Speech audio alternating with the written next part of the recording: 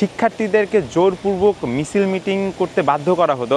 বর্তমান ডাকসু নিয়ে আমাদের যে ভাবনা, আমার ব্যক্তিগত যে মতামত, সেটা হচ্ছে ঢাকা বিশ্ববিদ্যালয়ে ডাকসু কেন্দ্রিক যে একটি উৎসবমুখর পরিবেশ সৃষ্টি হয়েছে, এটা খুবই প্রশংসনীয়। এবং এই ডাকসুর মাধ্যমে যে বিভিন্ন দল মতের ভিতরে যে একটা দ্বন্দ্ব ছিল, বর্তমানে সকল রাজনৈতিক দলের মধ্যে যে একটা সহাবস্থান, এটা বিগত সময়ে ঢাকা বিশ্ববিদ্যালয়ের এর আগে কখনো দেখা গেছে কিনা তা আমি বলতে পারলাম না, কারণ আমি একজন নবাগত শিক্ষার্থী।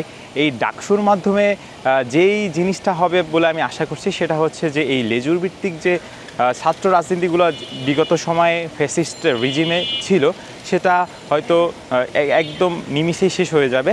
এবং এই ডাকসুর মাধ্যমে আমরা ঢাকা বিশ্ববিদ্যালয় পরিবারের পক্ষ থেকে প্রতিনিয়ত নতুন নতুন নেতৃত্ব গড়ে উঠবে এবং আমরা নতুন বাংলাদেশ বিনির্মাণের জন্য আমরা যোগ্য নেতৃত্ব খুঁজে পাবো এই ডাকসুর মাধ্যমে।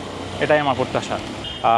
সকল ক্যান্ডিডেটদেরই ইচ্ছা থাকে তার বিজয়ী হওয়ার পরে তার পরিবারের জন্য কাজ করার জন্য। ঢাকা বিশ্ববিদ্যালয় আমার কাছে একটি পরিবারের জন্য।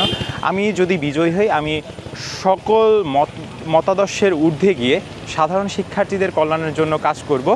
এবং যে সমস্ত বিষয় দিয়ে এখন পর্যন্ত ঢাকা বিশ্ববিদ্যালয়ে রয়েছে, সমস্যার সম্মুখীন হচ্ছে, তার মধ্যে অন্যতম হচ্ছে আবাসন সংকট। ঢাকা বিশ্ববিদ্যালয়ে আমি এসেছি বেশি দিন হয় নাই, বাট যেই জিনিসটা সবথেকে বেশি পীড়া দিচ্ছে সেটা হচ্ছে আবাসন সংকট।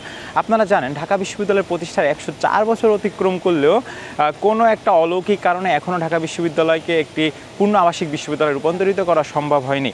এই যে একটি কৃত্রিম আবাসন সংকট, আমার প্রথম টার্গেট হচ্ছে ঢাকা বিশ্ববিদ্যালয়কে একটি পূর্ণ আবাসিক বিশ্ববিদ্যালয়ে রূপান্তরিত করা।